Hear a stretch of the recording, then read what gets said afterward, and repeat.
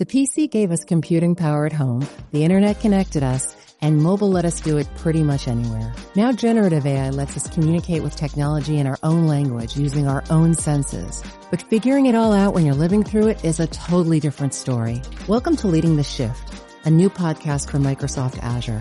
I'm your host, Susan Ettlinger. In each episode, leaders will share what they're learning to help you navigate all this change with confidence. Please join us. Listen and subscribe wherever you get your podcasts. Hello, this is Don Bluth, and you're listening to the Animation Addicts podcast with the Rotoscopers.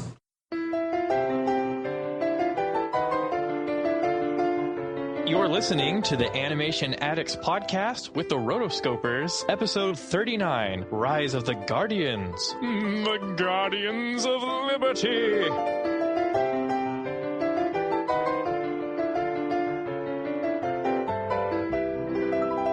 Welcome to the Animation Addicts podcast with the Rotoscopers. Disney, DreamWorks, Pixar, Don Bluth, and everything in between. I'm your host, Morgan Stradling. I'm here with my co-hosts, Chelsea Robson. Hello. And Mason Smith. Rotoscoper number 3 reporting for duty, ma'am. Sir, yes, sir. I will defend all animation, ma'am. Awesome. So, for I those will of you... deny all direct-to-video to sequels, ma'am. Thank you, somebody. So, for those of you who are new to the show, our podcast covers everything in the animation world, news, reviews, and movies. So, each episode we go over the animation news in the week. We also review a movie from the animation library, past or present, and we have a great, grand old time doing it. Yay! Yay, we love it. Awesome. Oh, how was your week, everyone? Great. Very great. Yeah, mine was good too.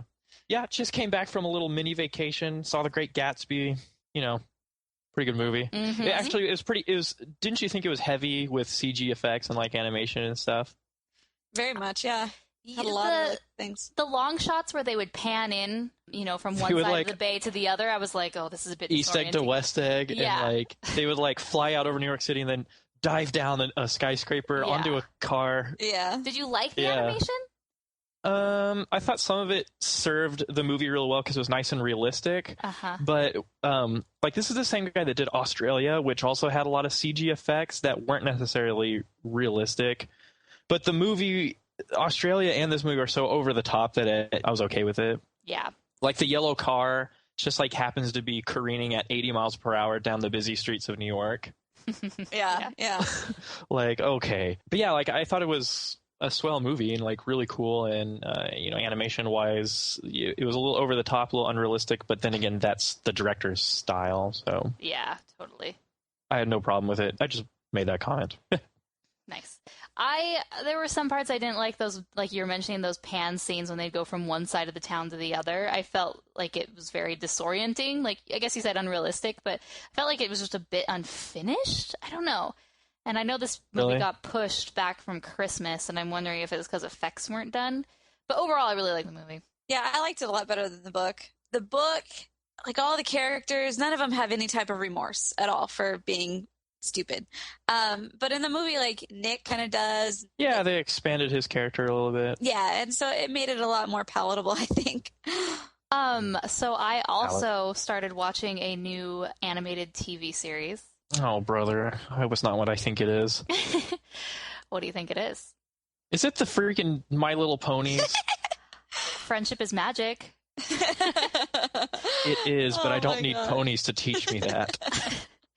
Well, I kept hearing about it. We've talked about it before, and then during the past few weeks, we did have one of our fans actually draw the fan art of us as ponies, which totally. I really appreciated. That was awesome. Oh yeah. No. Whoever did it, who was it? Do you remember the name? Maggie, maybe. Oh, they're probably bouncing up and down and raising their hand. Me, it's me. While they're listening, but I just thought they did a great job capturing my my smile. And my hair. I was like, wow, that's exactly what I look like. It was pretty good if I was a pony. But anyway, back to the show. I hate it. Have you seen it? I hate it. Because I kept... Okay, so I don't need to see it. I've seen all the deviant art, ponies. That's not true. Do a Google image search on any cartoon character, past or present, And there is a My Little Pony Friendship is Magic version of that. Is that really so bad? I don't know what is worse, Sonic characters fan art or My Little Pony fan art. I think it's fine. Sorry, Morgan. How's the show? Sorry. Okay, let me tell you. So I'm almost done with season 1. First I was like, okay, I gotta check this out. I want to see what it's about. You know, there's all these like 20, 30-year-olds who are in it. And it has a huge following, like crazy. Oh, it's insane! I went to the Phoenix Comic-Con, and Tara Strong, Twilight Sparkle. Yeah, she's Twilight Sparkle. Which is an awesome name for a pony, by the way. Crazy Twilight people. Sparkle. Like, we sat next to this one guy, and I took my nephew, and he's like 10 or 11, and we sat next to this guy who's had to be like 25 or so, and he's got like his Twilight Sparkle like plush animal, and he's got all these things, and he's like caressing it, and I'm like, oh wow, hi. He is, and he's like, I'm the biggest brony ever. Like, brony? Yes, that's a term. No, it is a term. It's a term There's for a million of them too, and it can be bros, obviously, but it's just basically girls and guys who are older who like it. Yeah. So all of us would be considered bronies. No, not me. Sorry. Well, pardon me. But anyway, Tara Strong is awesome, so I think that's cool. But So where do you watch it on Netflix? Okay, so it's on Netflix, seasons 1 through 3. And I like just started watching. I was like, okay. The first episode is a 2-part episode, and it like introduces you to the 6 main characters. It's pretty cool. So Twilight Sparkle, she's like a unicorn. Unicorns learn magic.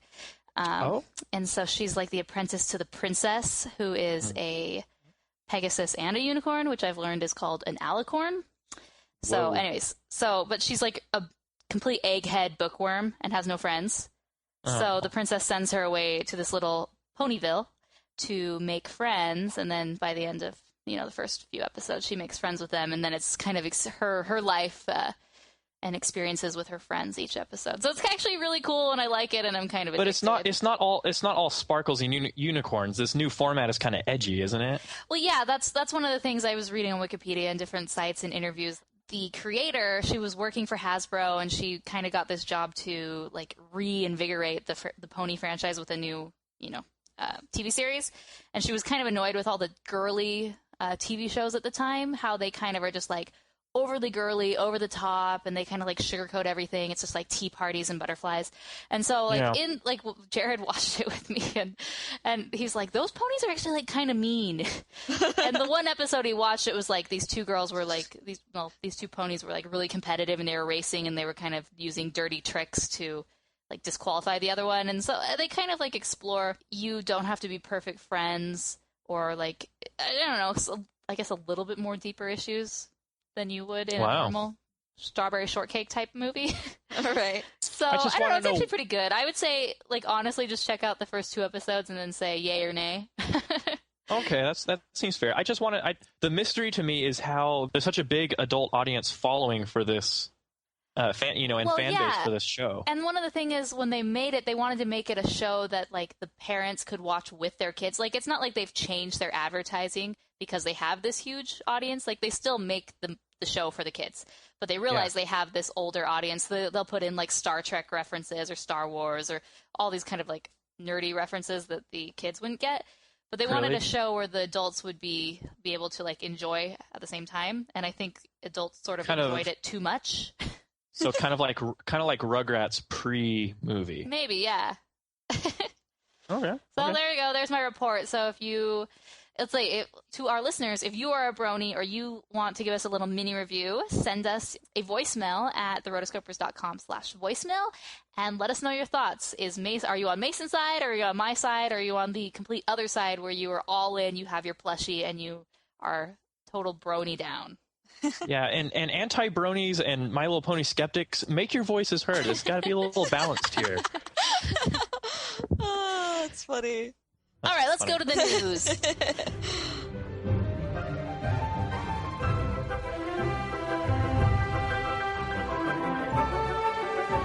Yeah, so we got some commentary to make on some of these crazy news stories.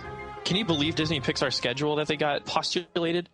From 2016 to 2018, they're going to release 8 films between Disney and Pixar. It's pretty awesome.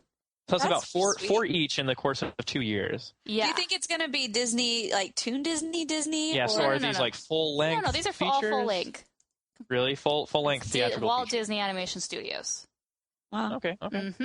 How's DreamWorks doing? Are they doing about the same amount of?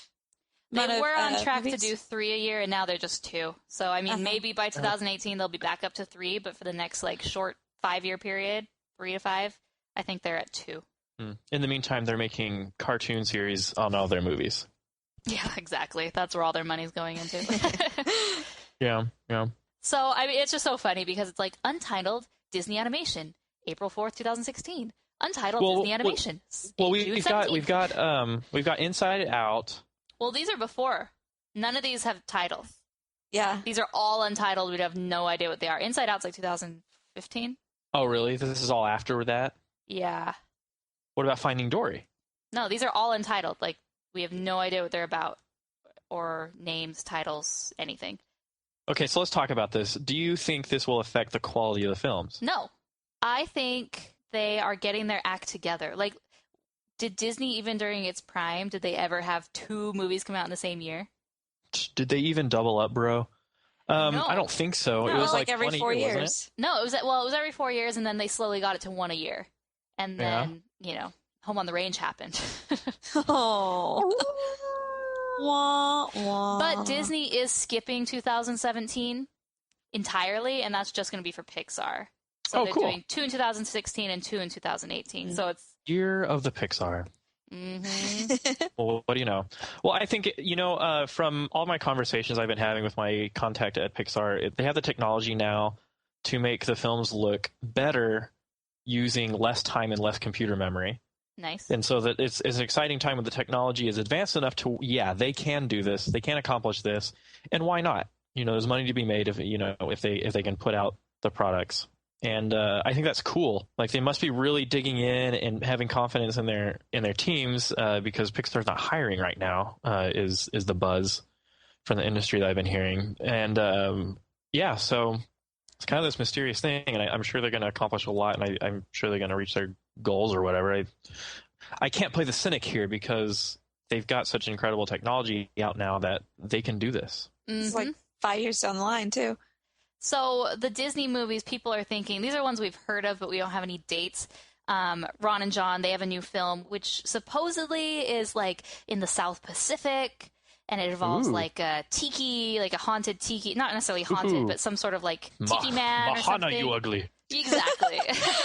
And then there's also another one by Brian Howard, and it's going to have Jason Bateman. It's going to be like an animal comedy. That's one that like Disney has announced, but we don't know when. An animal comedy.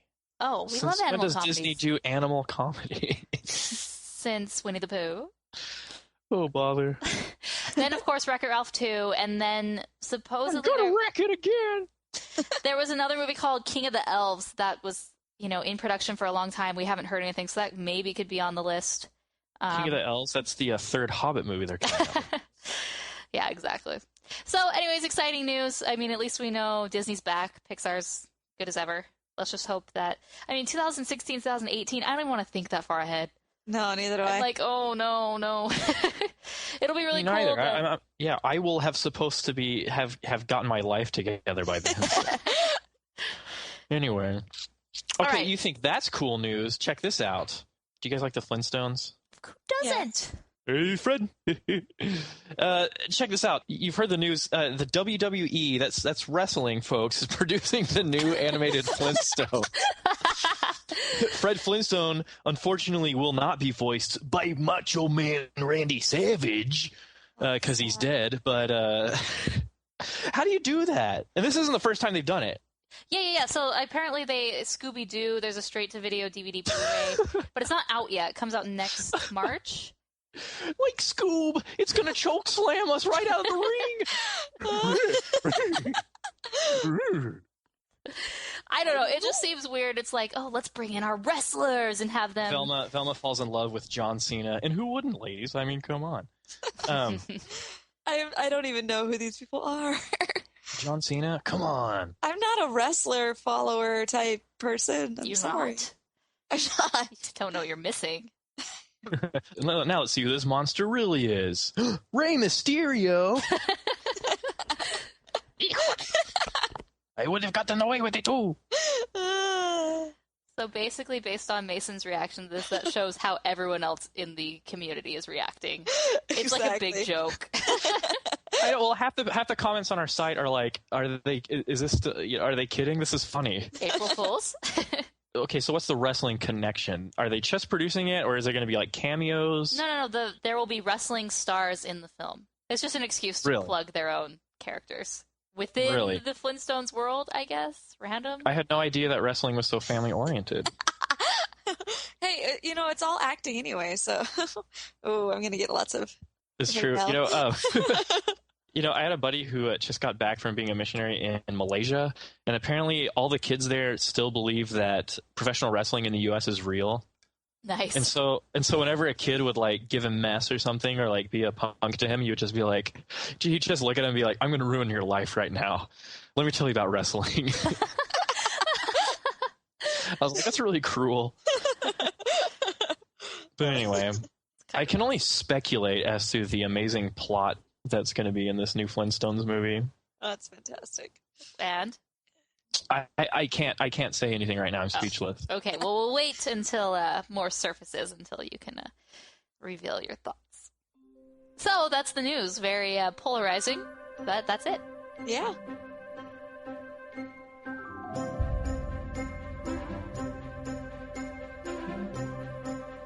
Okay, so next, Chelsea and I interviewed some of our writers on the site so you guys can get to know them better.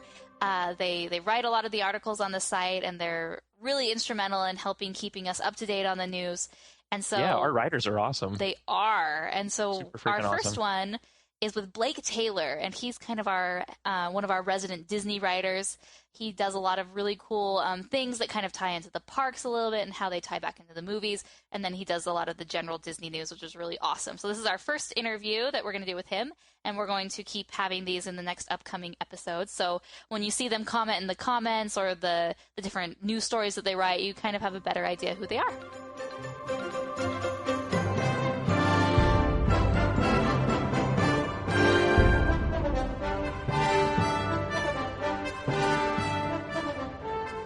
Today we get to interview some of our writers, and we are so excited to be able to do so.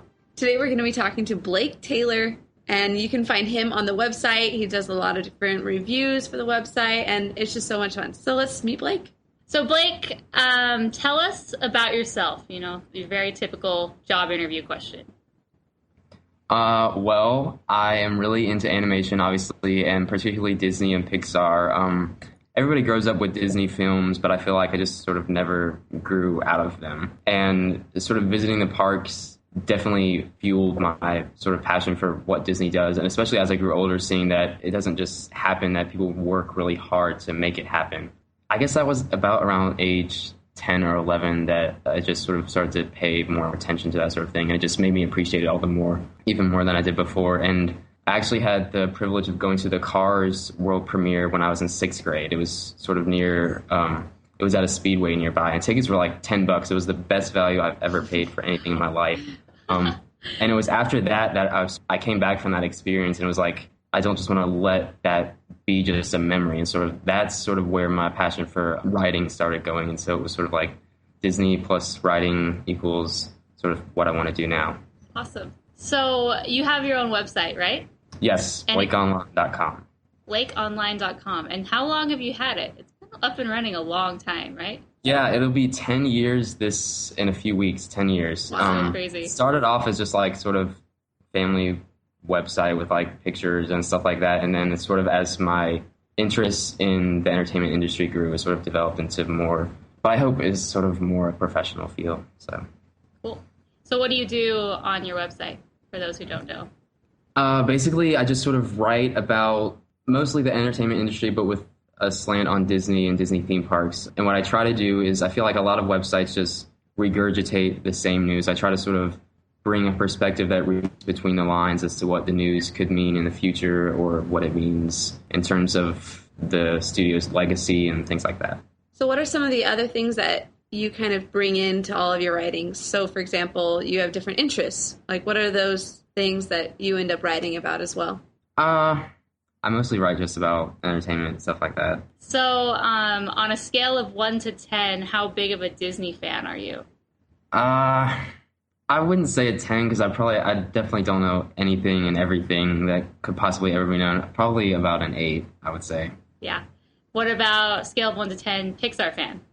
Probably on the same. I love Pixar. Every movie is an event, and it's not just a movie. It's something that really touches you, and you see reflections of yourself in their movies, which I think is getting harder to do as movie studios become more competitive, but I think they've got a handle on it. Yeah, definitely. So what are your goals for the future? I mean, so you're in college right now. What year are you in school?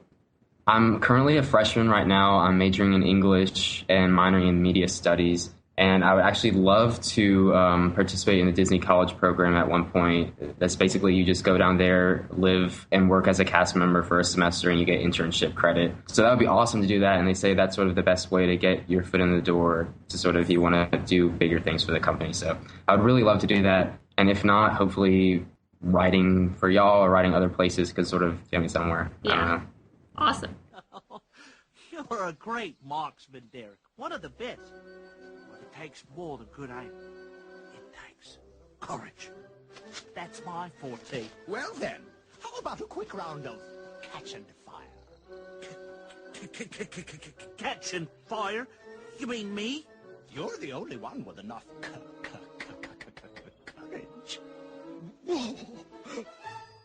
So now we're going to do our catch and fire segment, which we like to do. It's just rapid fire questions. So are you ready? Yes. Okay. So you've probably heard these before, so you're kind of prepared, but we'll just go. So first animated movie you remember seeing? Toy Story. Favorite cartoon growing up? Lion King. Favorite animated movie? Lion King. Favorite animator or artist? Ooh. Oh, gosh. Probably Wayne Allwine, the voice of Mickey Mouse up until recently. Classic animation or CGI? Classic. Favorite animation studio? Disney. Yeah, no brainer. Disney or Pixar? That's a tough one. If we're going just for the movie quality themselves, probably Pixar. If we're going with memories tied to the movies, probably Disney. Disneyland or Disney World? Disney World. Have you been to Disneyland? I went once last summer. It was a great experience, but I feel like just Disney World is my home park. Yeah, but I feel totally. like everybody can say that about whichever one they're most familiar with. But. Cool. Stitch or Tinkerbell?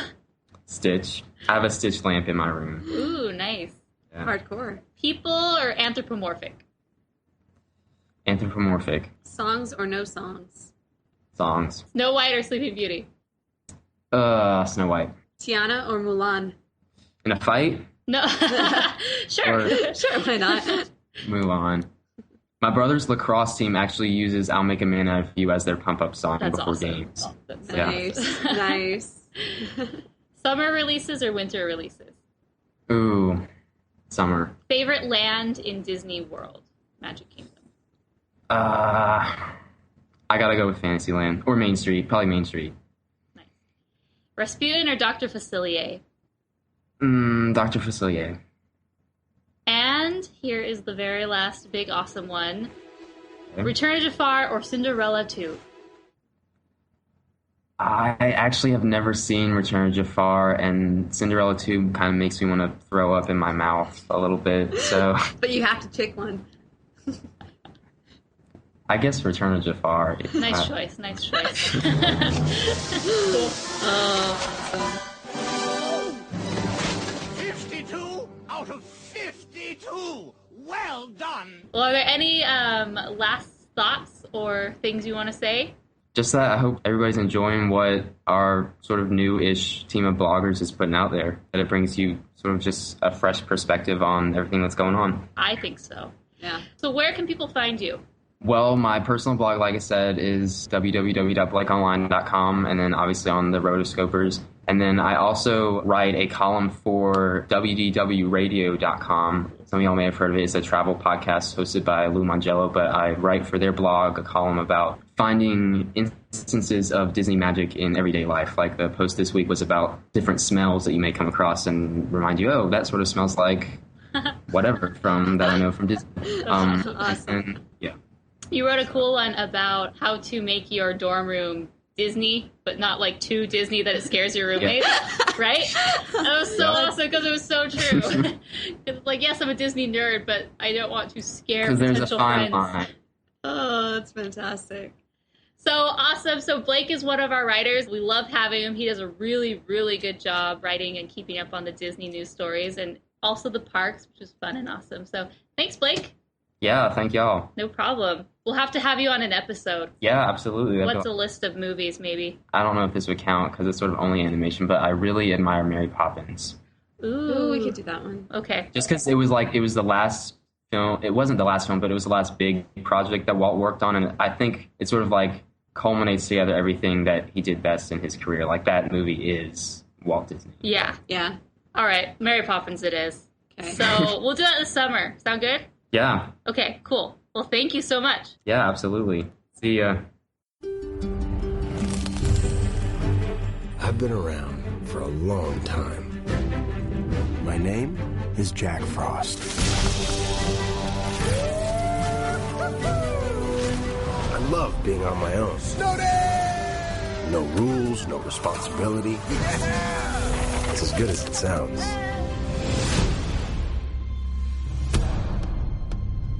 Hello, mate. Been a long time. Blizzard of 68, I believe.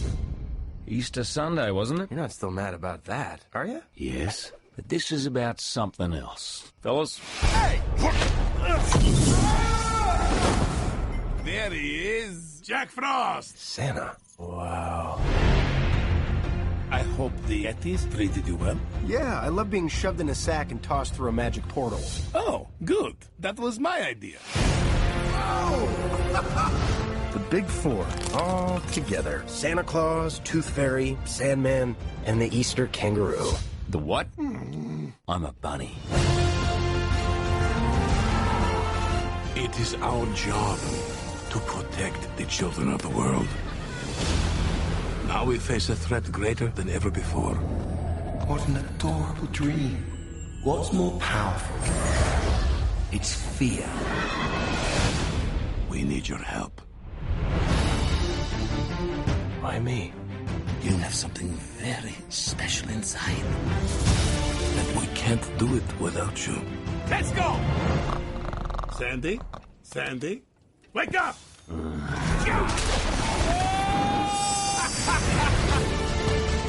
You cannot kill fear, Jack. I'm not afraid of you. We stand together. You take the ones on the left, I'll take the ones on the right? Wings up and take no prisoners! Come on! Here we go!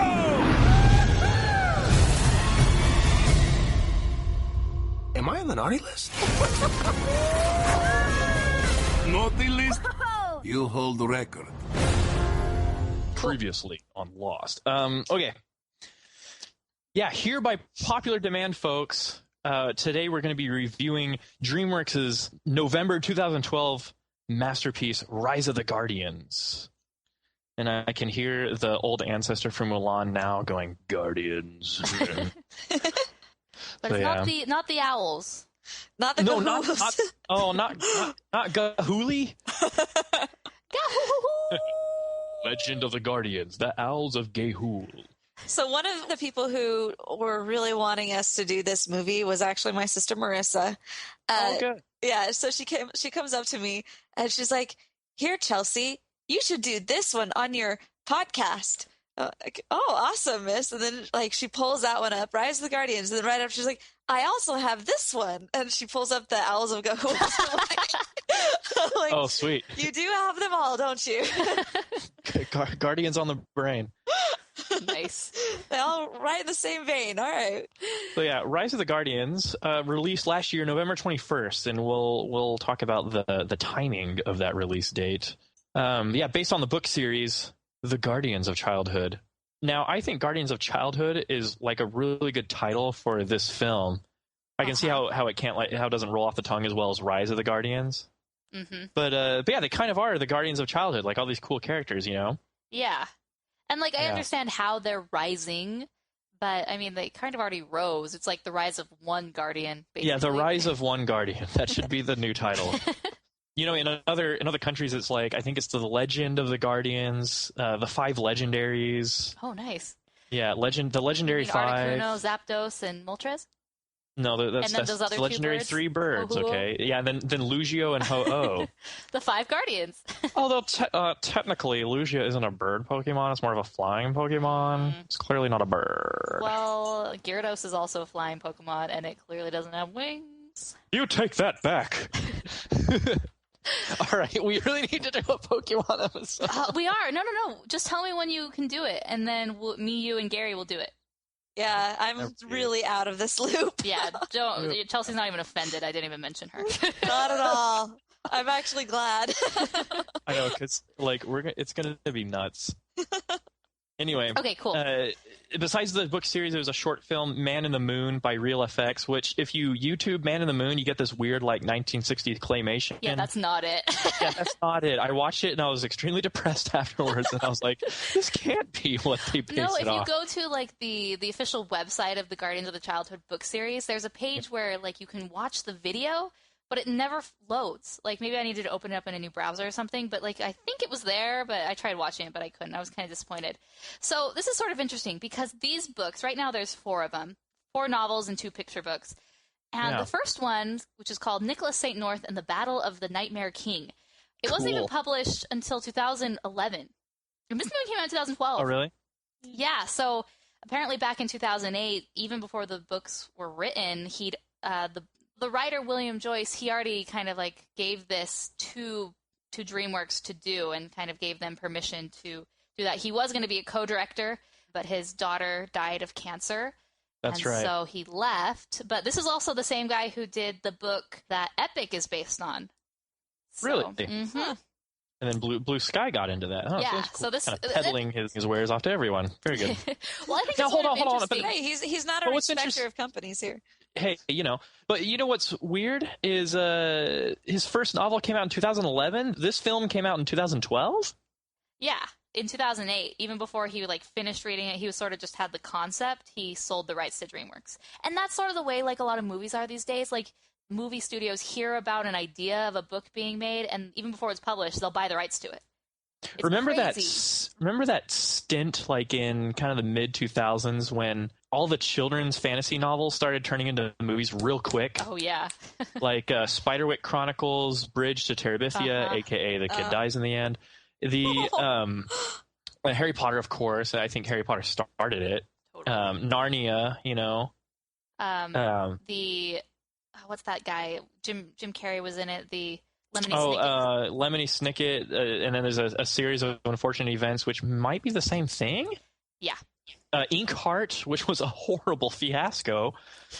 Yeah, so I those weren't necessarily like recent, but this is like almost an extreme. So you're saying he sold the concept to DreamWorks before he even finished the book? Yeah, basically. Oh my goodness.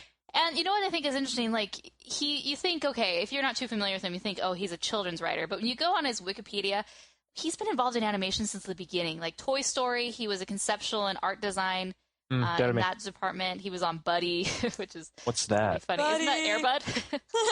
I don't know. I don't know what Buddy is. Then he was on A Bug's Life, Robots, Meet the Robinsons. Oh, then sweet. he directed the Fantastic Flying Books of Morris Lesmore, which Ah. won the Oscar.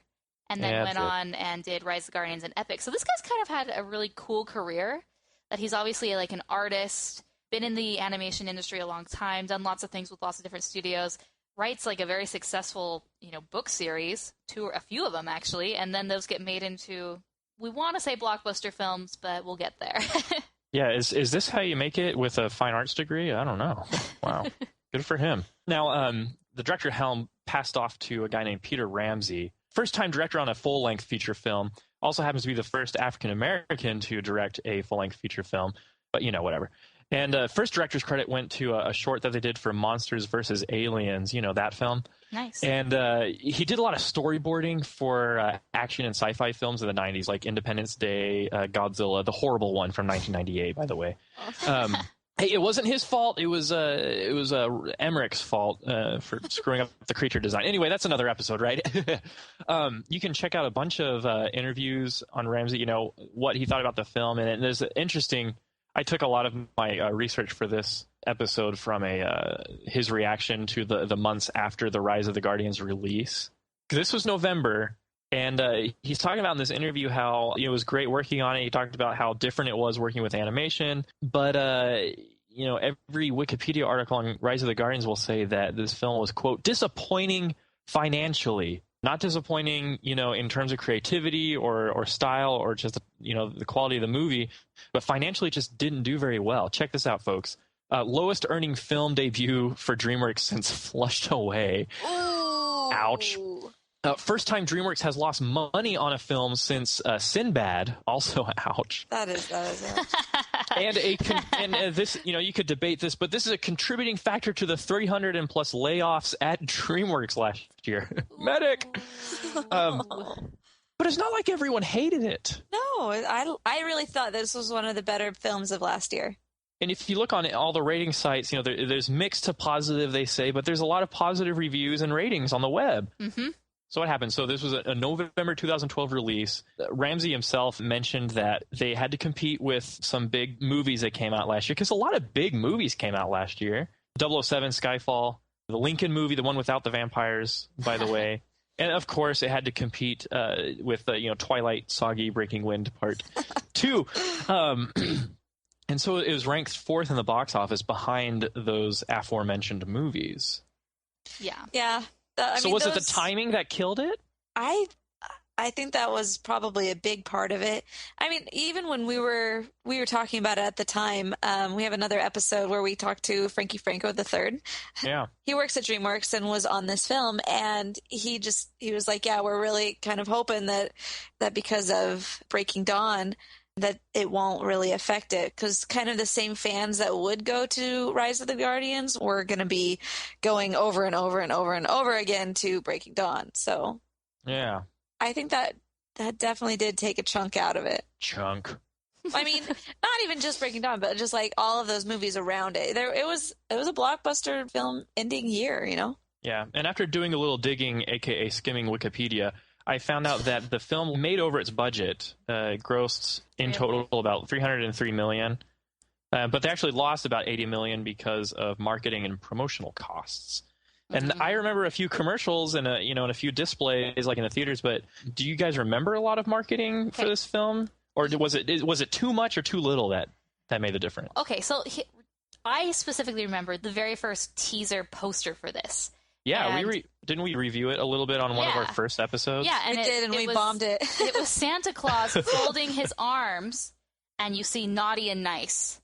And that's all you see. You don't see his face, and then you just see Rise of the Guardians. So, immediately to me, even though I kind of had an idea of what this was going to be out, to me it's like Christmas. This is something to do with Christmas, but it's a different Santa than we're used to. It's like a hardcore biker Santa. Hardcore.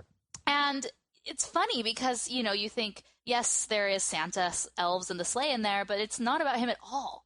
He's in there, but he's really just a side character, and it's about, Jack Frost. And to me, I think it would have been a lot better if they would have, spun the Jack Frost angle and, his origins and maybe focusing on him rather than all the Guardians.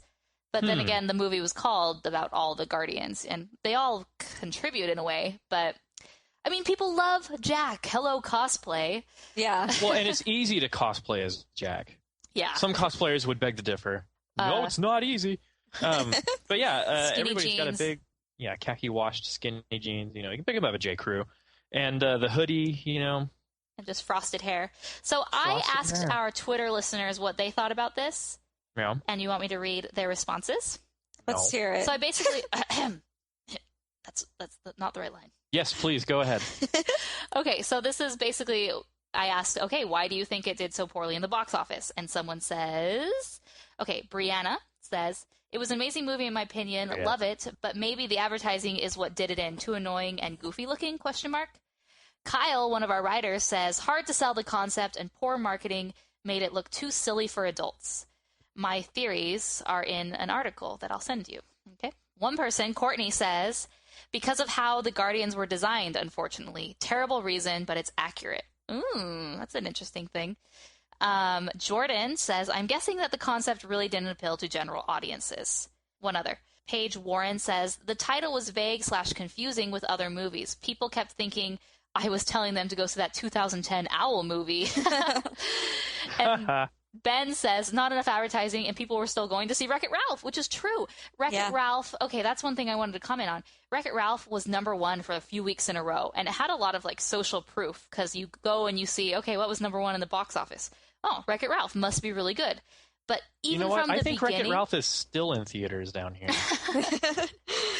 But even from the beginning, because of all these other live-action movies that came out during the same time, Rise of the Guardians was 4th at best. You know, and people see that, they're like, 4th? Must not be that good. So I think that maybe, you know, people look at that and they kind of, you know, base their opinion somewhat on what's the top movie. Also, you get the media snowball effect, too. Like, some media people start posting bad reviews. All of a sudden, all the rest of the media wants to know why the movie is so bad. And then they go off of that, you know? Yeah. Ramsey, he mentioned a little bit of that in his interview, so, you know, take it or leave it, whatever. Cool. So, yeah, there's a bunch of others, and they all basically say marketing. Marketing was too edgy, which I completely agree. It was poor direction, I guess, where they went. Yeah, because it's like a whole naughty and nice thing, the tattoos, it's super edgy, kind of, you know, it makes you wonder if this is like, okay, Santa is like a cage fighter now, you know? It's kind of giving off but which he's not in the film. They make the point that though Santa looks rough and tough on the outside, the more you get to know him in the film, they're all their classic selves. They just have kind of this new persona. Yeah. That the director invented, you know, that everybody, you know, the writers and stuff wanted. You know, going back to our, you know, when we first got those posters, my whole feeling was just like, I don't know if I wanted to see this one, just because it's like, oh, it was too edgy for me. And in my sense, like, I think a lot of people kind of felt the same way. They're just like, you want something safe kind of in this time. Like, if you're going to take your kids to it, if this is something you don't really want to, it just seems too different, too out of the norm, you know, and, oh, but Wreck-It Ralph is going on still. Let's go see that, you know? So I think that could have been a big problem. You know what I thought, though? My general impression was that I liked it. Oh, I loved the movie. After I went in and saw it, I was like, yeah, this is probably one of the best films of the year. I mean, I really, really liked it. But like I said, it was just getting into it. You had to actually get into the theater first. Mm-hmm. I agree. Now, this is the first time I'd seen it. I saw it this week. And wow, they took this concept, this what-if concept. The whole thing started when Joyce heard his son ask him, do you think that Santa Claus knows the Easter Bunny? Do they network? Are they connected? Are they in the same universe? Do they interact? So that the whole thing started with that concept. And with this movie, they made something really original. Now, there's a lot of things to explain because there's this world and there's this lore and canon, you know, of everything of the Guardians. You know, there's the rules, the oaths, you know. But the cool thing is that they have an explanation for everything. First example I saw was who makes the toys at Santa's workshop? How does that work? Well, Santa has this cool creative mind and he forms them out of ice and then passes them off to the workshops. And the Yetis, not the elves. I love the comment about the elves. Yeah, I love the comments about the elves. We just make them think that they do. They just think that they do. Ooh, it's pretty. Good job. Yeah, awesome. And so I like how there's kind of a science and a method behind these characters. Mm-hmm. What'd you think? Yeah, I mean, I really liked it. I agree with Chelsea. It's like, even just like renting this movie to watch it again, it was like, But then when I watched it, I was like, oh yeah, this is good. I really like this movie. It was sort of an odd premise because, I mean, the real driving force is Jack. Like, this movie's basically about Jack Frost. You know, it's showing him joining the Guardians. You know, then there's a bunch of teeth get stolen. And then Jack realizes, oh my gosh, my memories were in those teeth. And so it's kind of like an origin story. And then they all go to find the teeth. And, you know, and then there's this choice that Jack makes, whether he's going to help himself or, you know, do it for the greater good of the children. And it's interesting. but it's not what I'm sorry, from the advertising, didn't get any of that. Oh, yeah. Well, there's a couple plot lines that are going through. You have the conflict of good versus evil. You have the conflict of Jack versus his former self and who he is and what he's supposed to be. And then you have the mess with the kids and do they believe, poor kids, whatever. And so, yeah, it's fairly complex. And, boy, it's a lot to explain and explore and go through in the movie. One thing I loved about this film was the design of it all. You know what I mean? Yeah. Like the creative teams behind this, well, I'm sure the novels helped, but they really were inventive and they really thought through a bunch of stuff about how this works, the science of each of these Guardians' world. The animation was pretty cool. I mean, it didn't like blow me away. Very effects heavy. There's a lot of volumetric particles flying around. That would be the sand from Sandman and the ashes from Pitch. Uh-huh. Which is cool. Impressive. And well, DreamWorks actually wrote some software specifically to accomplish that. Cool. So it's cool, and the animation was cool. I think it was a little mocap heavy sometimes, but everything was clearly read and stuff. Like Santa's like little like facial expressions and like how he rolls his eyes and how he smiles and stuff. It's a lot of good humor in there. Now the characters, these aren't your jolly, fluffy Coca-Cola mascots, people. You mean polar bears and Santa Claus? Yeah, polar bears and Santa Claus, and yeah. They're tough. They're warriors. They're warrior guardians. I'd say the Sandman's a little soft. Well, no, but he's cool. No, he's one that he whoops up on Pitch, doesn't he? He just like pulls out his whips. I'm like, I love the comments. Like, remind me not to tick you off. I know. I think the Sandman was such a cool character because he didn't talk. Mm-hmm.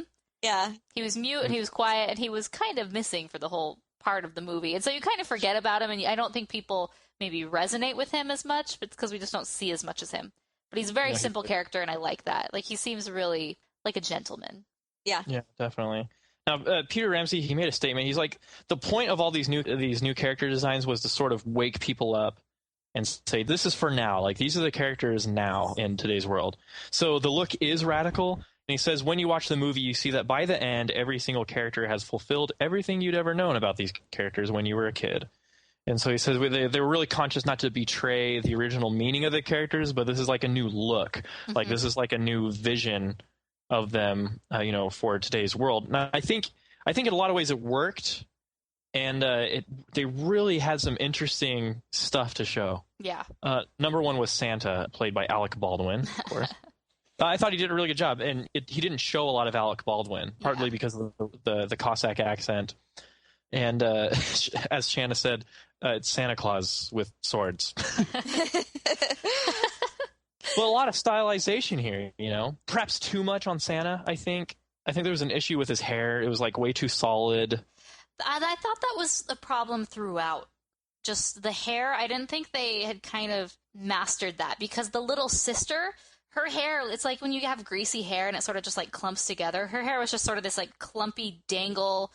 It just was goopy very kind of thing. Yeah, it was very hard. I didn't feel like it flowed. Like, all the characters' hair, I definitely had a problem with. Yeah, I agree. Santa but I liked his character. Yeah, he was really cool. He was. I mean, it's Everybody funny. Everybody loves the sleigh. His voice kind of reminded me of Zangief from Street Fighter. That's just because you think everyone with a Russian accent. No, I don't. I do not. I was kidding.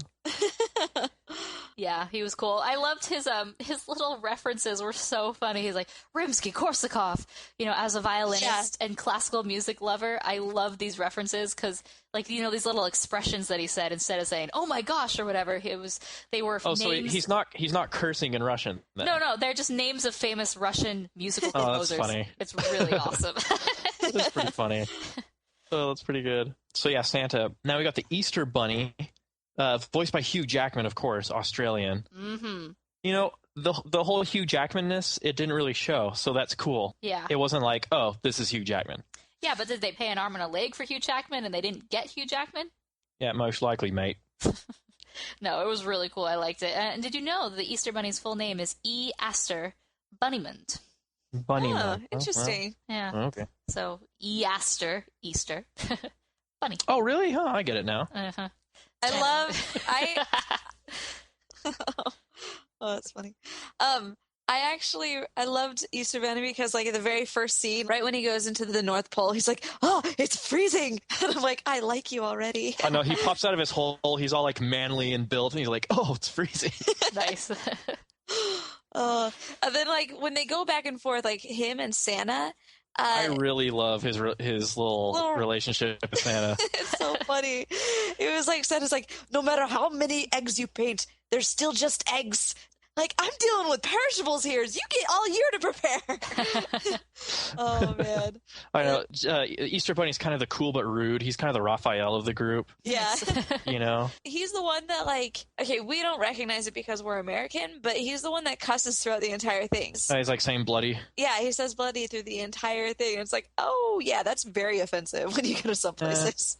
Whatever. We love Ron Weasley, and he says bloody heck every 5 seconds in Harry Potter. Whatever. We Americans don't care. We love it. We don't know what it means, though. It actually means the blood of Christ. And so by saying that, it's just like, it's very offensive. Yeah. It's a cursing. But I thought his character was cool. You know, it's kind of at odds with everyone, especially Jack, you know. Yeah. I love it. It's like winter of '68, remember? Oh, yeah. I believe there was a blizzard. Yeah. Easter Sunday. Easter 68. Sunday, if I remember. I loved it. No, well, you know, the Easter Bunny, he has to compete with how big Christmas is. Yeah. You know, Santa in this movie, he knows that he's the big show, you know, and he's pretty proud of it. And it's not like the Easter Bunny is jealous. He's just like, hey, come on, like, my job is really hard and I don't nearly get as enough notoriety as you do, you know? Yeah. Hey, there would be no Christmas if it weren't for Easter. I thought it was interesting when the kids stopped believing in him because Easter didn't really work out. There were no eggs. They're like, oh, I guess the Easter Bunny doesn't exist. And then they start walking through him. And, like, finally he understands what it's like not to be believed in. You know, he understands Jack's pain. But then at some point, I think the Easter Bunny had to have felt this before when he first started out and, you know, did his gig. But yeah, it's just sort of interesting. Yeah. Next Guardian. Tooth Fairy. I don't know how to pronounce the name. Isla Fisher, I guess. Mm-hmm. Whatever. She voiced Beans and Rango. Are you cuddling me? Oh, that's the best name. Beans. Beans is great. Dude, I love Rango. We need to do like a Rango revisited You know what's so episode. sad? Rango is our second least listened to episode. What? Yeah, people don't like it. Rango. Whoosh. I love Rango. So, full name of Tooth Fairy is Toothiana. Okay. Huh, interesting. Fun fact. She's really cute. She's really hyper. Oh, She's really hyper. I mean, she's a businesswoman. She's got like an industry to run. It's true. You know, but she's kind of weird at the same time. Like, why does she have to keep the teeth? Me and Shannon were wondering, and then they have an explanation for it with the memories and stuff. But like, she's very like, she's almost like you know, she talks about being out in the field and stuff. So it's like she's like a biologist or like a whatever, you know, collecting samples, you know. Yeah. And she like loves that they have residue from the kid's mouth attached to the teeth. She's just oh, maybe she's a fairy like her. You know, maybe she likes fairies. Oh, look at your old teeth. They've got like blood and stuff on them. Yeah. Oh. I think she's cute though. She's a cool character. Yeah, she's really fun. Well, I mean, think about it. She's got to be business-like because every kid's got a whole mouthful of teeth that they're going to end up losing. They got to get rid of them. Got to find them. Oh, she's like, wow, you guys collect teeth and leave gifts as fast as my fairies. You guys did leave gifts, right? And then it flashes to all of them getting coins at the laundromat. I thought that was a great gag. And this movie was funny. I loved it. It's not, yeah. So dude, that segment was hilarious when they were collecting the teeth because they all get really competitive, you know. Yeah. It kind of crosses the line into slapstick with, you know, whatever, DreamWorks, of course. But I thought it was really entertaining. Yeah, I agree. I like how they each have these kind of crazy magical powers where the Easter Bunny has like these portals that are rabbit holes, you know, and he can just kind of do it wherever. And Santa can warp through chimneys. And he can also create these he has his snow globe that can transport him anywhere. I don't know. The technology is insane. Sandman, very cute guy. Yeah, we kind of talked about him. Awesome. They call him Sandy, though.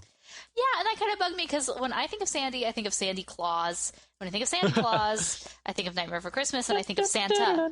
So I kept, when I was saying Sandy, I kept thinking Santa, and I'm like, wait, that's Santa. Like, anyways, my problem, not yours.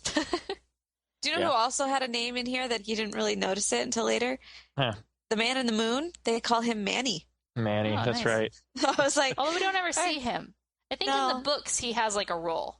Does he? You don't have to see him to believe he exists. That's true, but It's about faith, folks. So what about that Jack Frost? Mm-hmm. Hey. Jack. Oh yeah, Chris Pine does his voice. He's awesome. Yeah, I didn't think the voice fit though. You did? Really? How old is Jack Frost? But I think I read in the trivia on IMDb that Jack Frost is 18. Yeah. In this film, he's stuck as an immortal in this 18-year-old state. So not too shabby. Yeah. What is Chris Pine in his 30s or something? Or, I don't know. What do y'all think about him? I thought it was just really funny how the fairies are completely enamored with him. They're they're all swooning at the type. I know, they're like and then Tooth Fairy is like fangirling over like how amazing his teeth are. It's like, they're just as bright and shiny white as they say they are. Oh, okay, girls, come on, get yourself together. Nice. I know, that's funny. And so his deal is he's mischievous because he causes the snow and the blizzards, but he also helps kids have fun, I guess, with his like frost vision. Yeah, he's the guardian of fun. He's the guardian of fun. Santa is the guardian of awe. And then Easter Bunny. AWE. Ah. Easter Bunny is the guardian of hope. Uh-huh. Okay. And Sandman? Anyone? It's the guardian of sand. Okay. Dreams. He's the guardian of dreams, isn't he? Yeah, probably. Makes sense. The guardian of your subconscious.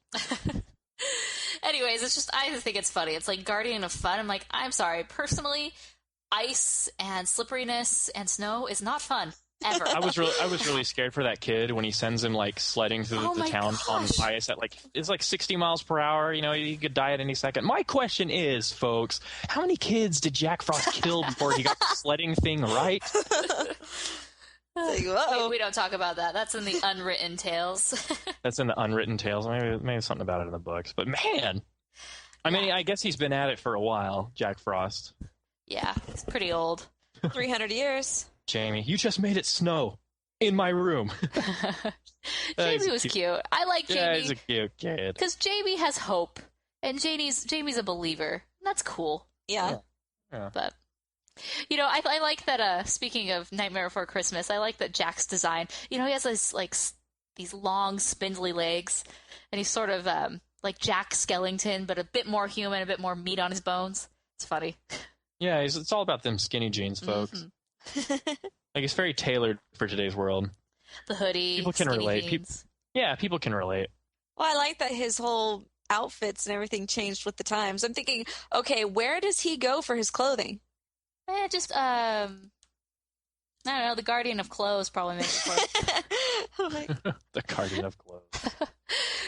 So, his backstory is kind of interesting. It's like, okay, he's with his sister and they're on the icy pond and they're kind of skating and he's like, would I trick you? And she's like, yes, you always play tricks. And then he falls into the icy water and drowns.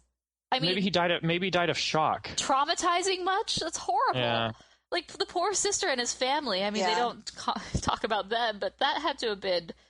I mean, I was expecting to see her. When you see his view looking up into the broken ice hole, like seeing her peek over to see where he is. But nope, didn't really care. Yeah, did they even fetch out his body or anything? No. They obviously didn't, because when he wakes up, as an immortal, it's nighttime. I think he's just a spirit, though, isn't he? But was that sometime later? Spirit, maybe. Like, why didn't he get up and try to go to his house and see his family? Yeah, he just goes to the town. He's like, hey, guys, I'm back. I can fly. Well, because he can't remember anything. Oh, that's right. He can't remember anything. Yes. There we go. That's how it works. Okay. So that's our Guardian lineup. Yeah, it's kind of weird. We've got 2 Guardians that are based off of holidays, 2 that are based off of imaginary, beings, folklore, and then 1 that's also folklore. So, like, how come there's not like a Valentine's Day Guardian? I think that Cupid, the Guardian of Love. Cupid having kind of like a Hawkeye kind of deal where he's very deadly with his bows and arrows. Please not the groundhog. Please not the groundhog. Please not the groundhog. The groundhog. So the groundhog, what powers would the groundhog have? Just can see the future, making winter longer. He's probably in cahoots with Jack. Yeah, tunneling skills. So yeah, I'm just trying to speculate like what kind of other. This is the leprechaun, right? Because the Sandman alludes to the leprechaun. Mm-hmm. Leprechaun would be cool, you know? You can probably make it rain coins. St. Patty's Day. Yeah, the leprechaun would be like the guardian of luck, you know? Or beer in some circles. There could be the guardian. The guardian of beer. There could be the guardian of gluttony, which is the turkey. Guardian? Yeah. Oh, yeah, which that movie's coming out this year. Turkeys! Free birds! Free birds, that's right. Free birds. So what's the burrito place going to say about that? Burrito place? You guys don't know what Freebirds is? No. Oh my gosh. Well, come back down to Texas. Freebirds is a burrito and chicken wings, I think, franchise down here in Texas. Burrito and chicken wings, huh? It's Texas, okay? You got a problem with that? It's almost oh like yeah, and then Taco Bell, like it's almost like the Taco Bell Pizza Hut mixture thing. It's like, yeah, how? I don't understand. Whatever. Moving on. Yeah. In the next Rise of the Guardians movie, they should have all the American presidents come out, as, you know, for President's Day. The Guardians of Liberty. This makes me think of, I was watching Dexter's Lab, and you know Major Glory, who's like the knockoff of Captain America. He's like fighting someone. He's like, you cannot defeat the speed of America, the might of America, the Constitution of America. Nice. Yeah, so we've got our Guardians, and then of course there's a bad guy, the mantagonist of this film, voiced by Jude Law, which totally fits. I mean, totally. And that's Pitch Black. You know, he's not. There's not really anything that special about him. You know, he's kind of your Voldemort. You know, typical devil character. You know, Hades. It's pretty clear what he represents. Jude Law was a good choice for his voice. You know, very malevolent. Mm-hmm. You know, I bet. Do you think he dated Maleficent? Ooh. Pitch. I'm sure there's fan art. Oh gosh. Well, there's fan art if for not sure. Before, there will be now. I like how his home is like this hole underneath an old rickety bed in the middle of a creepy forest. Yeah, random. Well, because the boogeyman lives under the bed. Like, I thought that was awesome. I was like, oh, creeper. True. Okay, speaking about boogeymans, who do you like better as the boogeyman? Oogie Boogie from Nightmare Before Christmas or Pitch Black? Ooh. Pitch? I think Pitch. They're both pretty evil. You know, one of them's a little more silly. Yeah, goofy. The other one. Yeah, Pitch is definitely more just straight up mean. Mm-hmm. Pitch, there's no like funniness about him. He's all serious. He's very He's vile. all serious. He's very vile. He's not a Rasputin, that's for sure. Oh my gosh. He's definitely more on. Is he? Dork of the night. Would you call him more of a Jafar character? I mean, Jafar. Well, he doesn't have a bird with him. No, yeah, that's true. No, which was the one that we were talking about that was like all mean? The dude from the Black Cauldron, like he's right up there with us. We haven't reviewed that yet. Dude, the dude from the Black Cauldron is like, yep, rip out their spine. Yeah. This is a Disney film, kids. Yeah. Pitch. He's pretty bad. Also, I like how no matter what character from any show you do a Google search on, you can always find some weird, slightly homoerotic fan art going on. You know, whatever. It's just not in the canon, folks. Example. You can express your creativity. I've got one up on the show docs. There's one of him like he's like caressing Jack Frost. They're like, it's like that, you know, that anime look when they're like looking into each other's eyes about to kiss, you know? And it's like, anyway, I mean, whatever, you know, whatever your style is. I don't mean to offend whoever drew that, but it's not part of the canon. Come on. Anyway, not part of the canon. Okay, I like that, you know, their excuse at why Pitch came back and suddenly he's relevant. They're like, no one's been afraid of you since the Dark Ages. And I'm like, okay, I don't believe that statement for two reasons. Number one, the Dark Ages, and then they do this montage of, like, the Dark Ages being dark.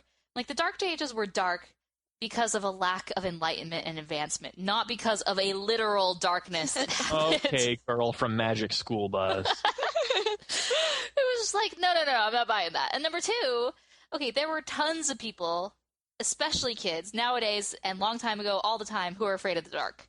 Yeah, remember the Nickelodeon show? This will always be a kids thing, that they're afraid of the dark. Yeah, so who took over for Pitch while that was going on? I don't know, but I feel like he had a job this whole time. I don't know what he's complaining about. Yeah. I guess he just wants more power than what he has. Because he has like, I want what you want. Blah, blah, blah, blah, blah. Yeah. I just like at the end where he's like, "Do you believe in the boogie?" And he gets hit by that snowball. I chuckled. Chortle. Chuckle. Chortle. Laugh. So let's go. I guffawed at that. So let's check out. So scenes and sequences of note. Did anyone see Max Payne? I thought the whole floating in the freezing water thing reminded me of the first part of that film. Except he wasn't floating down to his death; he was floating up to his life. I heard one interviewer with Ramsey be like, it's a kind of a serious tone film because it starts out with someone dying. Yeah. And then Ramsey was like, or a birth, not a death. So it's kind of weird, like the legend of the Phoenix. An end is the beginning. Anyway, just a side note, for the past week and a half, I've been trying desperately and failing to get the new Daft Punk album out of my head. It's so catchy. But anyway, so yeah, I thought that was kind of weird. The very first scene, not the very first scene, but the scene where Jack is talking to the man in the moon, or Manny, as Santa says. I'm a religious person, and so a lot of things, I tend to look at things in that way a lot of times, especially a lot of these, to me, had a lot of religious allusions. Oh, definitely. Amazing, through the entire thing. It was obviously because most of these characters are based off of religious holidays anyway, so you're going to see that a lot. And I actually really liked it. I mean, for me, it's something that I can read into that. I mean, it doesn't make you read into that way, but because that's who I am, I end up going all down that road a lot. So sure. I appreciated that, though. Yeah, it's cool. It's interesting because I've read some user reviews and discussions on IMDb, from non-believers, religiously, who noted that this film is kind of paganistic because it's all superstition, but you could also interpret it definitely as this kind of spiritual message. I saw it like the Man in the Moon. Okay, I get what you're really trying to say, spiritually, and I think it's cool.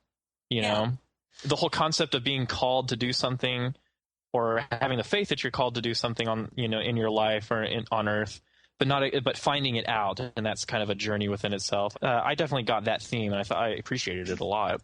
I think with this movie, because it wasn't so explicitly religious in a way, I think they purposely did that because then, of course, they're going to offend everybody if they make a movie that's actually about a religion or something, and you can't do that nowadays, I guess.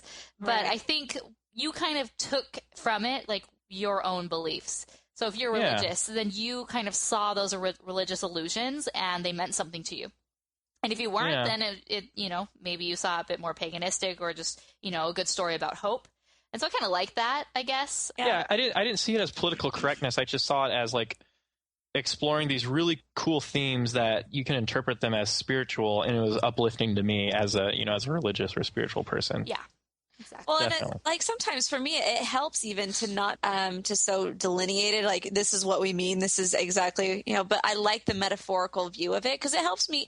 I'll end up thinking more about it later on, and I'll end up draw my own conclusions here and there. So I actually kind of appreciate it in that way. I watched it with my dad last night, and he was kind of the opposite. He definitely saw it more of the paganistic type way. It's they don't, da da da. But I have the exact same beliefs as he does, but at the same time, I am able to get more from it because I look at it in the more metaphorical way.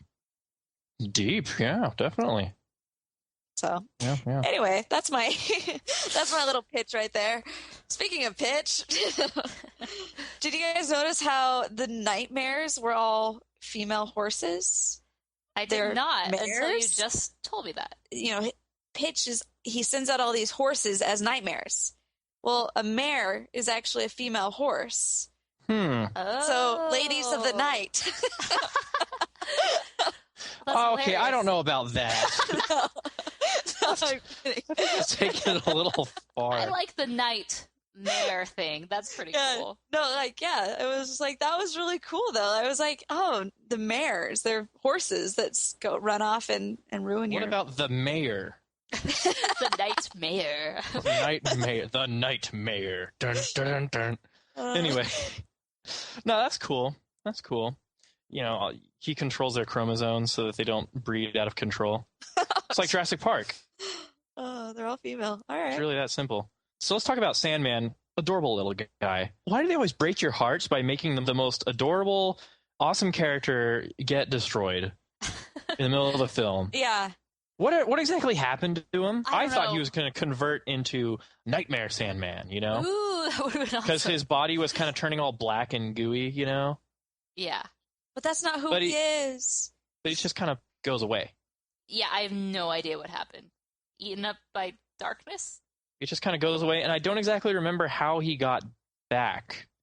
Did Pitch just weaken enough for Sandman to be brought back to life, or did people start having good dreams again? They might have believed him again. I don't remember. So without Sandman, did people just not sleep anymore? No, they slept, but they just Mass had bad insomnia. dreams. It's like Japan. That sucks. I've had Yeah. insomnia before. It's not fun. I have insomnia every time I drink a Okay. pure So here's cane what it sugar is. root beer before I go to bed. So Huh? here's what happens. The children have faith in the final battle, I guess.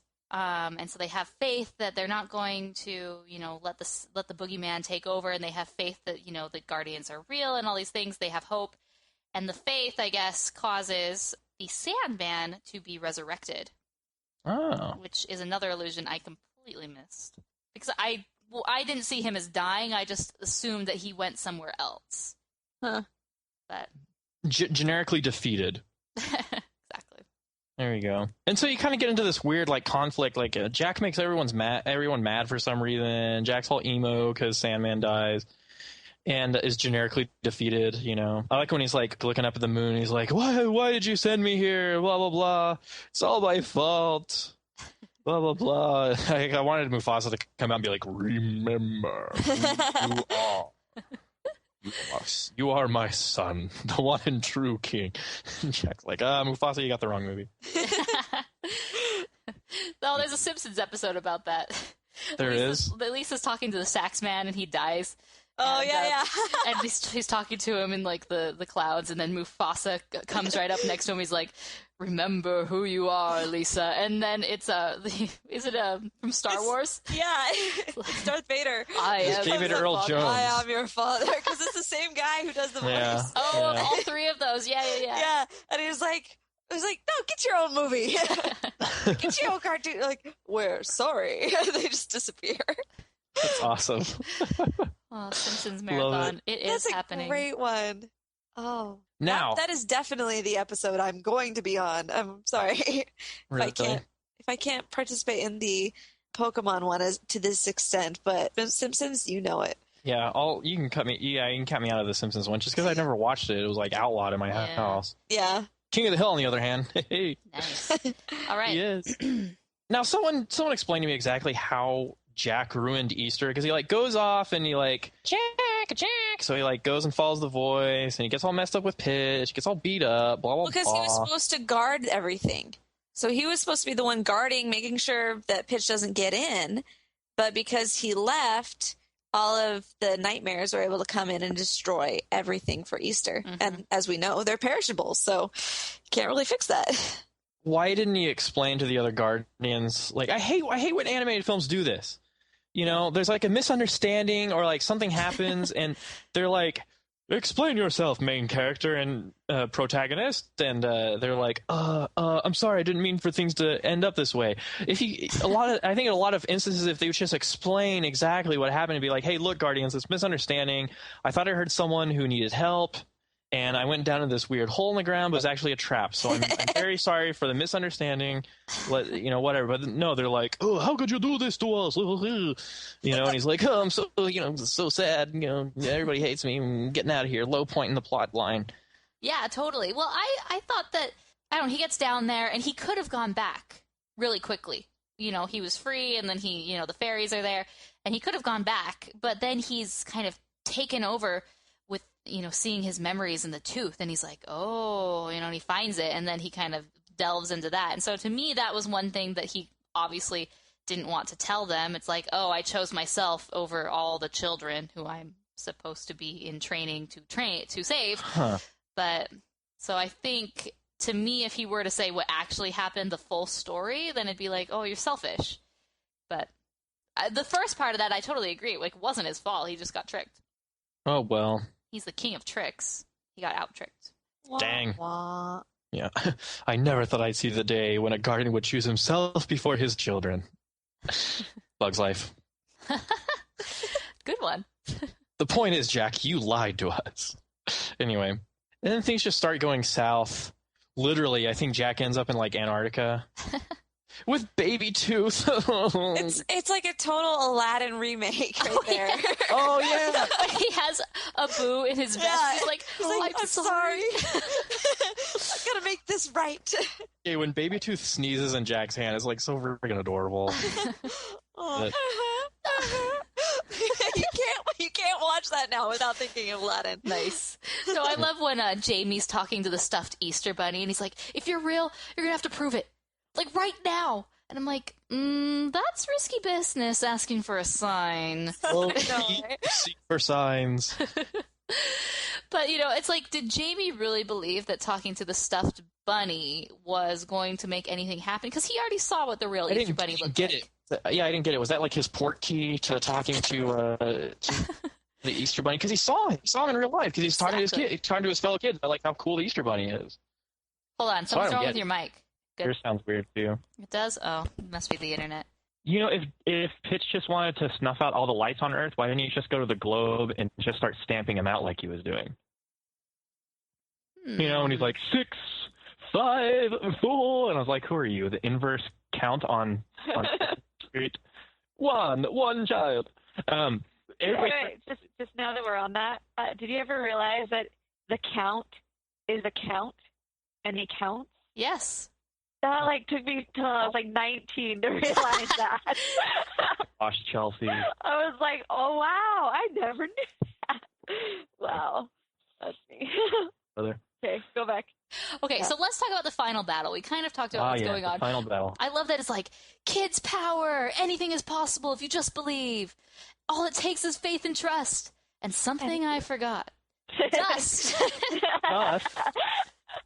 If anyone knows the 2 Disney references I just quoted right there, you are awesome. You are awesome. You get an A for the day. Okay, it was Pinocchio and Peter Pan, but... Yeah, well. So anyway, and so I guess I'm trying to get the whole symbolism here, how they defeat Pitch, it's kind of like knowing that evil and, the forces of evil exist, but not being afraid of them. Was that the point? Yeah, basically it's just not having fear when you know that you have the power to be better. It's like, if you have faith, you'll always be able to overcome even the darkest of dark, which is a true statement. Like, Satan or the devil or Pitch or Hades, whoever, it's like they'll have control over you if you give them control. Right. And this was kind of like taking that control back and giving the kids the power. Kid power. Woohoo! Kid Back power. to the 90s. Kids are the embodiment of of love, of innocence, hope. I'm surprised they didn't go into the adult world and all all the pessimism and cynicism and that are associated with adults. But that'd be like too 90s, But anyway, hey, good job. So the Sandman comes back, whoops up on Pitch. Freaking awesome. Well, bam. Well, bam. And then we get to see all these cool giant sand dinosaurs and stuff. All the nightmares turn back to unicorns. Yeah. And the kids actually defeat the nightmares and turn them into unicorns. Yay! Yay! Which I'm total lover of unicorns right now, FYI, thanks to the old ponies. I have a unicorn shirt, and so we just bought this thing over. It's like this big. It's like a white stag that it's a decoration, I guess. But Yeah, I totally wanted to buy the unicorn version, but Jared said no. I thought it was your Patronus. Yeah, my Patronus, you're right. Your Instagram thing was awesome. Oh, thank you.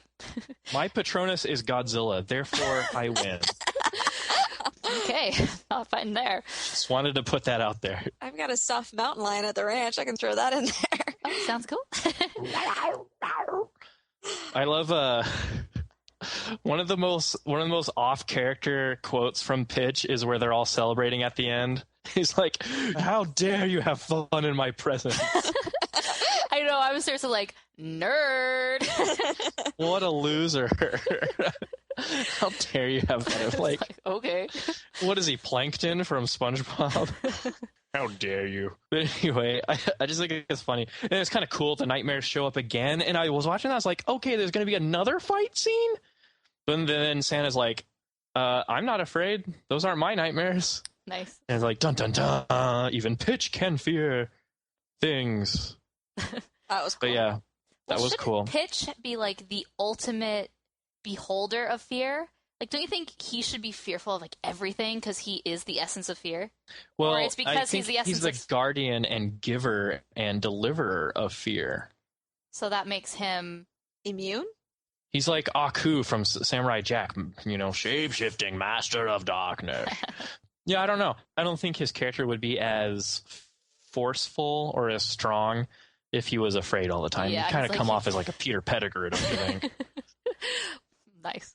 Come on, I was your rat. We had so many good years together. Now, the last line in the film by Jack is very Spider-Man, don't you think? He's like, I'm Jack Frost, and I'm a guardian. And he's like, how do I know that? Because the moon told me so, and when the moon tells you something, believe it. A lot of reviewers were like, I don't get it. No one talks to the moon. That's what I said. But you got to remember all the spiritual metaphors here. Yeah. I know, but the way he said it, it made it seem like it's very literal. Like, when the moon talks to you, you gotta talk back. Gotta believe. Gotta talk. It's not you gotta talk back. You loon. I don't know. It was funny. When the moon tells you something, answer. Yeah, so I guess you see the movie on a bit higher level than I did, because I was just like, Okay, not higher. Come on. Oh, come on. Just better. Well, anyone who's had that experience in their life where they feel like they've been called to do something in their life, when you know. Yeah. Oh, I totally know. You gotta believe. I am the guardian of Legos. That's my calling. So at the very end, they had this really weird end credit music. It was very like operatic. And yeah, that was weird. It didn't fit, but when I read later, it was a song written for William Joyce's daughter, kind of like in honor of her. Oh, that's good. And so I'm like, I can't really make fun of it now. But it just didn't fit, really. I mean, I understand writing a song and having it in her honor, but it just seemed they could have done it in a different style. But I don't know. It was really weird because nothing of the movie was like that. It was sort of like the old 90s R&B. Yeah. Oh, brother. The old opera remix at the end. That's going to be a thing now. It's going to be so 2000s, 2010s. I know the next Toy Story movie comes out at the end. It's going to, you've got a friend in me. Oh. Well, also in The Adventures of Tintin, I mean, you've got the operatic singer in there, and so you had a lot of opera, and I'm thinking there's a lot of that going on lately. Opera, more like slopera. Hey, I can appreciate good opera. I mean, there's definitely some that's like, there doesn't really feel very much heart in that, but like there's some really ones that I'm like, I've had a tear shed a time or two. Just so you know. So let's talk about, after seeing the film, what we liked about it, what we didn't like it before, we rate it. These will be like our final thoughts, pros and cons. You know what I liked about this film? Tell me. Yetis. Enough said. That's all you need right there. I just like I just like the one Yeti who makes all the toys blue, and he's like, no, we need more red. He's like, oh. Yeah. And then when he's making the eggs, he's like, no, it's too Christmassy. We need more blue. It's like, oh. You know what's interesting about the Yeti? So I own the book, The Art of DreamWorks Rise of the Guardians. So we did a YouTube review of that. So you can go to our YouTube channel, therotoscopers.com/YouTube, and you can read our review. And you can also go to Amazon to buy it. A lot of people have actually bought this because of our review. But as I was watching the movie, I was looking through this art of book, and it shows the concept art and stuff. And actually, the design of the Yetis is very similar to William Joyce's original designs that are in the books. Oh, really? Yeah, I thought that was pretty awesome. They were very Wookiee-ish. Yeah, with these like funny mustaches. Now the reindeer are definitely different, and Santa has a monocle. FYI. Oh my. Yeah, no good no tats. So yeah, it's definitely cool because this is probably one of the best art books, and because you really get to see all iterations of the characters from start to finish, and even that's good. I love seeing the old rejected designs. Mm-hmm. Yeah, and even they have a cool page on here. They like even go above and beyond. They even have 2 full pages of the artwork that's in the kids' bedrooms, which I thought was cool. Oh, really? A lot of work gets spent on those things, and you don't even notice them, and so this really puts in the forefront. Anyways, Yeti tangent over. Oh, yeah, Yetis. Now I love the themes of this film because, as we discussed, it's got these kind of spiritual themes and kind of themes about like hope and faith and fear and doing that. And I just thought it was cool because it had kind of these multiple lines of journeys that the film took. So I thought the plot was complex enough. It was cool. Mm-hmm. That's what I liked about this film. And then the really cool design of it all. So what I liked about this movie is I really liked that it took you into this world beyond the world that we know. We know the Easter Bunny, to an extent. We know Santa Claus, and it gives you this other side of it. And I love that when they create this whole new universe and fandom and canon behind these guys. And so it was really cool to see that, like, what happened if they were friends? Which we discover Easter Bunny and Santa aren't really friends, but they do know each other, and then they are aligned on a similar purpose. And I thought it was really neat. Yeah.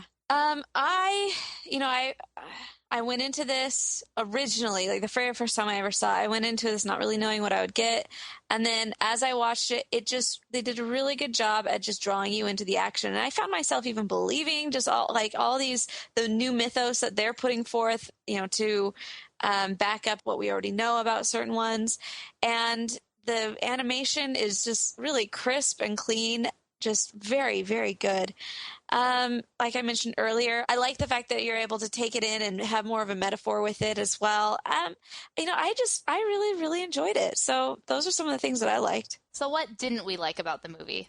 I guess on a negative note. Yeah. So what didn't we like? The only real complaint I have about this film is the pacing. It seemed very rushed to me, partly because you have all these different kind of plot lines going on, and then there's a lot of explanation that needs to be done. Like the whole children believing in you, and when they don't, you start to fade away and all that stuff. The oaths. Yeah. But I'm glad they did that instead of, Santa Claus showing up at the beginning and be like, "Hello, my name is Santa Claus. I am Russian. Every year I give toys, but I'm actually a, bare knuckles boxer guy." And blah, blah, blah. This guy is named Pitch. He is the bad guy. I'm glad they didn't, explain all that stuff, so that's good. Yeah. But I mean, the pacing just seemed very rushed. It was very breakneck speed, I mean, Pitch, he destroyed the faith of every child on Earth once in 2 days. That's why you don't underestimate him. Yeah. I guess so. So I guess the thing that bothered me that I didn't really like, two things. So the animation, like I talked about, I liked the designs a lot. I thought they were cool. They were unique. They were different. They were edgy. But the animation of the hair just really got to me. I felt like I agree. 2012, the hair could have been a little better. I don't know if that was on purpose. And then another thing I didn't like about this movie is how poorly it did in the box office. I think it was really good. It has sort of a cult following now. I mean, it is popular by those people who gave it a chance. I'm not saying that DreamWorks didn't give it a chance. I mean, they tried something, because they had to, be edgy and they wanted to see if it would work, and it failed, and it was pretty unfortunate for that. Especially since, we did an interview with Frankie Franco, and he worked on this, and it was really a bummer that, he was a production assistant, and he spent a lot of time on this, that it just didn't do as well as, he and the rest of the team would have wanted and hoped for. And that's sad, because for every animated movie, whether, we like it or not, whether it's good or not, I do think about the team who spent a lot of time working on that, and I really do feel bad for them when it doesn't do. I mean, but $303 million, not too shabby, but when 300 people also get fired from DreamWorks, not cool, man. Not cool. Hey, not cool. All right. Really wasn't that much that I didn't like about it. I mean, I'm giving it a very high score. My score is 4.5 stars. Ooh, nice. I really liked it. What about you, Mason? I give it 3.5. Oh. Yeah, 3.5. I mean, I did like the film. It just wasn't amazing to me, Yeah. So I give mine right smack dab in the middle of you two. 4 you stars. always do that. No, I do not. No, she doesn't. No, but really, when I thought about this ahead of time, I'm like, that's 4 stars for me. I mean, it's good, but it's not a 5-star grade. It's not even 4.5 grade, but it's not 3.5 for me. So yeah, 4 stars. That's pretty decent. I mean, all of ours, it's in the good territory, right? No, that's this wasn't great. A bad film. Okay, so we asked for your thoughts on Rise of the Guardians. So here are the responses that we got via voicemail. Hey guys, my name is Teresa and I'm sending you a big hello from the Czech Republic. First of all, I want to thank you for your podcast. It always makes my day and you're amazing. So, Rise of the Guardians. It's my second most favorite DreamWorks film right after How to Train Your Dragon. The idea of these mystical creatures knowing each other is just fantastic.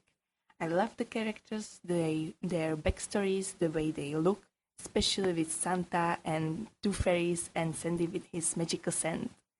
All the voice actors have done a great job, although I think that Chris Pine's voice is maybe too manly for Jack. But it's okay because there is Alec Baldwin with his Russian accent. The plot is nothing special, but it's great that character interaction is in the focus. I also love these little details, like nightmares and all the stuff. This is a good fairy tale story with likable characters. I believe that I'm not the only one who calls this movie the Avenger for kids. That's all from me, and I have a question for you guys. Have you heard about something called a Big Four? It's a fanfiction crossover between Rise of the Guardian, The Brave, Tangled, and How to Train Your Dragon. So what do you think about this, and what's your opinion to these fanfiction crossovers in general? Thank you for answer, and keep on good work. Bye! Aw, she's so cute. Thank you for your awesome voicemail. Okay, so it's Rise of the Guardians, Brave, Tangled, and How to Train Your Dragon. It's just crossover. Okay, comment. I don't know. I suppose I'd have to read it first. Yeah, I've never heard of them. I've never been able to read them, so I don't know. I've gone into some fan fiction on some different things before, and a lot of times, there's a lot. You've experimented with it. Sometimes here and there, not a lot, but it's been quite a few years. But it's really amazing. There's so many really great writers out there.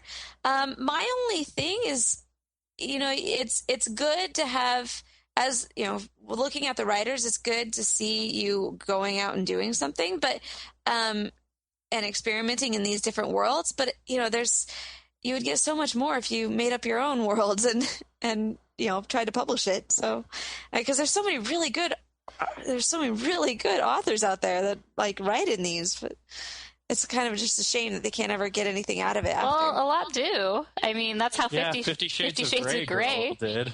Oh, really? It used to be. It was a Twilight fan fiction, and it got super popular. She just changed all the names. Now they've got a move. Yeah, and there's actually a lot of fan fiction writers that go off and then they self-publish on Amazon, and their followers all go with them and they buy, or fan fiction writers get publishing deals. So I mean, I think it's a way to start using to kind of fine-tune your writing ability with characters that are already established before you start creating your own. And it's just sort of fun. There's no stakes, I guess. That's true. So I haven't read it, but I'll have to check it out. I do I kind of like crossover pictures and when they enter each other's worlds and become part of each other's worlds, which is really cool. But yeah, that's awesome. And I also like that comment at how Rise of the Guardians are considered the Avengers for kids. Yeah. That was really cool. Kind of true. Avengers for kids, yeah, that's right. I've heard that a couple times. Yeah.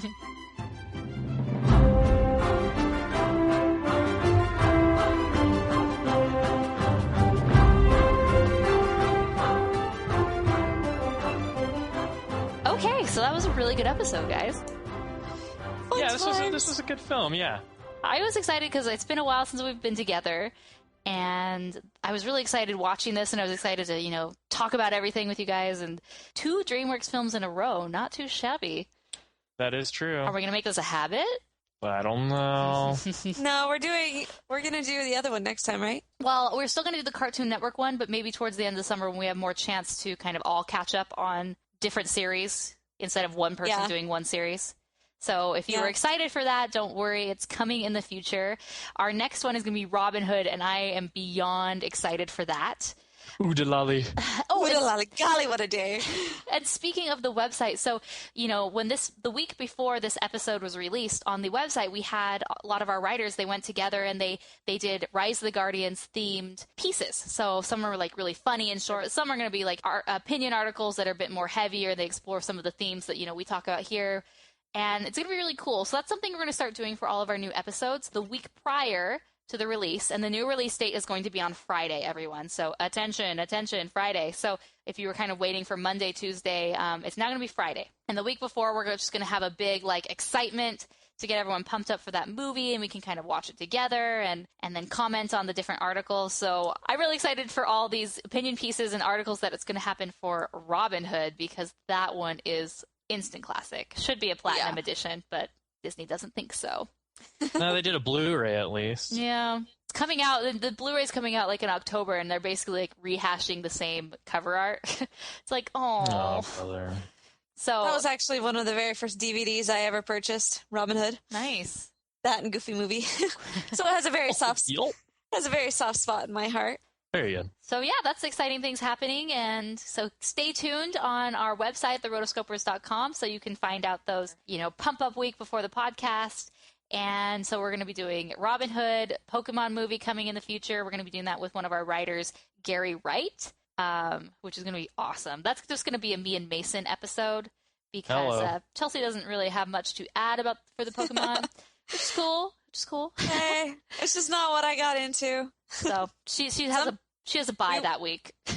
Yeah, we will be doing a Simpsons episode at some point as well. Yeah, that one will be amazing. Yeah. And keep your recommendations coming because we love new ideas. And we have a list. Trust me. We get so many that it's like, we can't even do this many in 2 years. But we do have a list. But and they're all there. We keep track of the ones that have been most requested. And Rise of the Guardians, I think in one of our episodes a few weeks ago, we mentioned like, if we get enough requests, we'll do it. And then like all of a sudden there were tons of requests. We're like, oh, okay.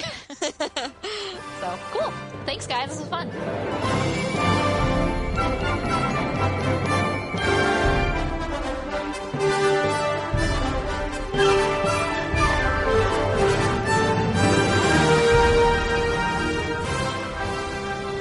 Make sure to check us all out at our individual locations. You can find Morgan Stradling on Twitter. You can find me on Twitter, Chelsea Robson. You can also find me at chelsearobson.com, which will take you to my Facebook page. You can also find Mason's blog at thisanimatedlife.blogspot.com. I really need to get a Twitter. I think this week I'll get it. Yeah. Twitter. That is, guys, did you just hear this, fans? Mason will have Twitter. This is a big deal. It took him a year and a half. You're going to get like 500 fans right away. I don't even have that. Really? It's going to be awesome. All right. He's like, okay, I'll go with it.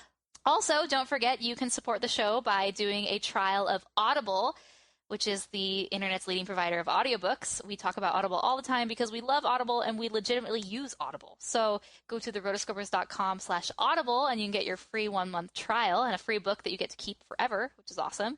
You can also support us whenever you shop at Amazon, which I know all of you do. You can go to our affiliate link and just click through that link whenever you make your purchases, and we get a little throwback at therotoscopers.com/Amazon. We really love it. That helps keep everything, our little motors going. And then, of course, you can make a donation through PayPal if that, wets your whistle. therotoscopers.com/donate and all those things. And hey, if you don't money, you just want to leave us a review on iTunes, that's even better. Go to just iTunes and leave us a review. Whatever you think. 1 star, 5 star, 4 stars, 3 stars. No stars. Yeah, not 1 star. Come on. Oh, well, okay. I didn't say 1 star. Come on. But yeah, it really helps us, and we love when you leave reviews. Right now, I think we're almost at 50, so it'd be awesome if we can get 50 reviews in the next few times. Okay. Yeah. All right. Until next time, we are the Rotoscopers.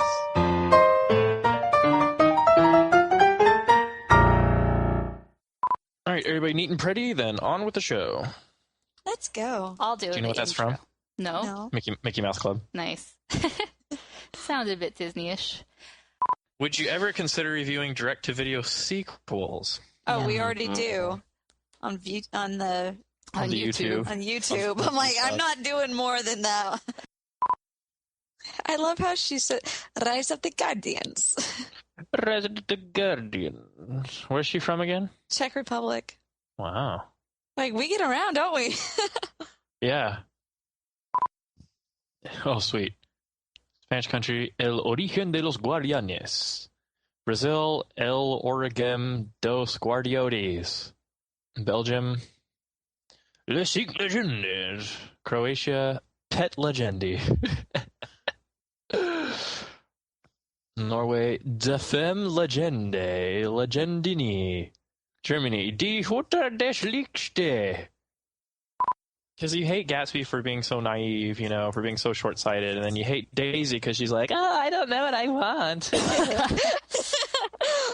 I mean, come on, lady, let's be honest. But, and then Tom, Tommy's like, I say Gatsby's no good, yeah. And then Nick's just like, one more party, please. What? I have a job? I don't really do it. All the time. What? Jay-Z? What? Oh my gosh. What is that from? It's from Robin Hood. This is from the most most hilarious Disney film ever Who does that dopey made. Duke think he is? Chic. What? Chic. Oh, we need to do that one next. That one. Come Okay. on. Can we do Robin Hood next? Oh my Okay. goodness. I'd be so happy. Okay, done. Done and done and done. I can sing all the songs. Oh, so can I. Ooh, and we can plug in that Mumford & Sons cover of Nottingham. They do a cover of that? Yeah, I have it. Oh. Oh, pretty please. Anything that's melancholy and a slightly bluegrass sound. Mumford & Sons got it. Mumford & Sons have got it. Have their ups and downs. Yeah, you can hear the chains clinking in rhythm to the song. Under the downs. Nottingham. I'm inclined to believe if we weren't so down, we'd up and leave. Up and cry. No, we'd up and fly if we had wings for flying. I don't know, the tears were crying. Like a tumbleweed sound, like rattle. Oh, such a good movie. I'm excited now. Next time on The Rotoscoper.